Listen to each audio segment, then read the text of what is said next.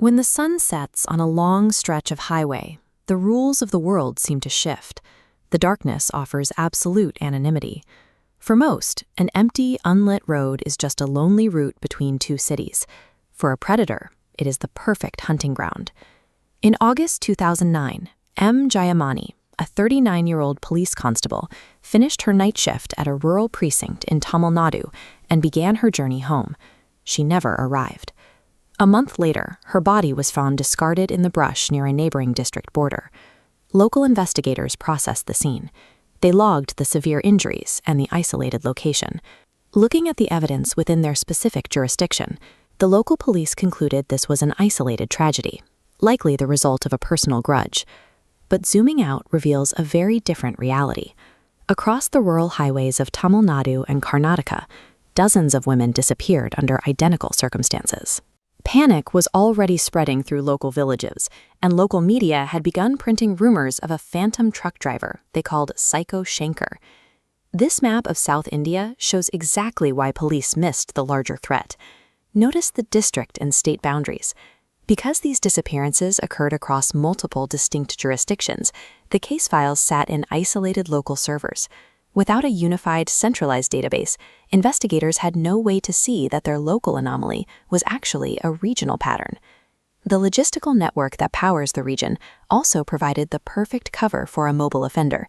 Because his profession required constant movement across borders, the disjointed communication between local police departments effectively shielded his patterns from view. The turning point arrived when the Regional Crime Branch, the CBCID, took over the Jayamani investigation. They finally pulled the cold case files from neighboring districts and placed them side by side on the same desk. A distinct operational signature emerged immediately. The attacker exclusively targeted lone women. He struck near unlit stretches of highway, and his strikes were surgical, precise lacerations targeting the neck and face. In October 2009, authorities in Tirupur detained a man named M. Shankar for a petty theft at a transport warehouse. What began as a routine property crime investigation soon pivoted toward the highway murders.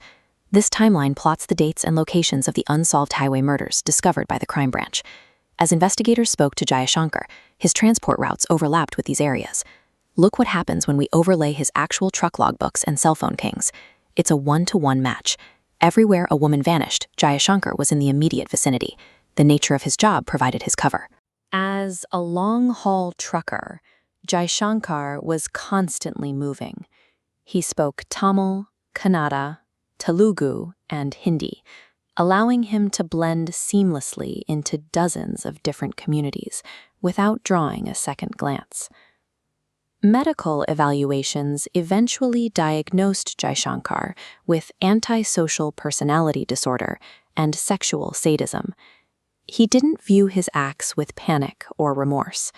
To him, the violence was a detached, routine extension of his daily drive.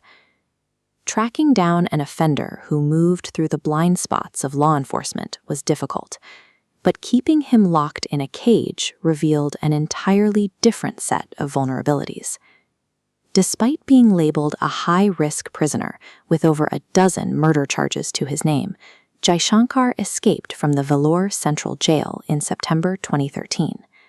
This schematic shows exactly how he bypassed the facility's defenses. He sawed through a washroom grill and navigated the internal yard and managed to scale a 20-foot perimeter wall, leaving a trail of blood as he cleared the final barrier. The escape succeeded due to a series of mechanical and human failures. That night, the prison's electric fences were non-functional.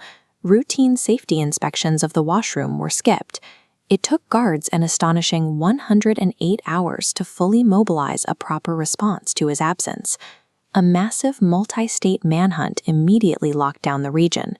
Checkpoints were established across major highways, and after 5 days of relentless searching, special teams finally recaptured him.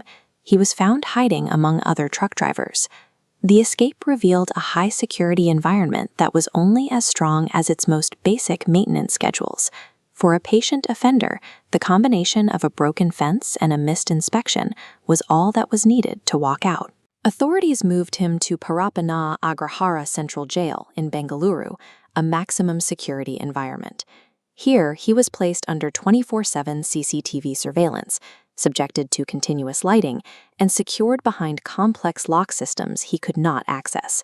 Stripped of his freedom, his ability to dominate others, and any chance of escape, Jai Shankar's violent impulses had nowhere left to go but inward. In February 2018, guards found him dead in his cell. He had taken his own life using a shaving blade. His actions led to a severe reckoning for the authorities.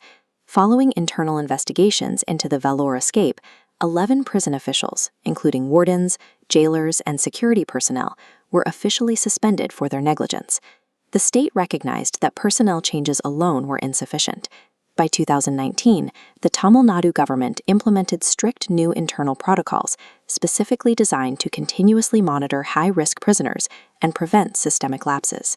The case of Psycho Shankar remains a warning for the justice system. It highlights the danger of institutional blind spots and the reality that even the most formidable prison walls require constant, proactive vigilance to remain effective.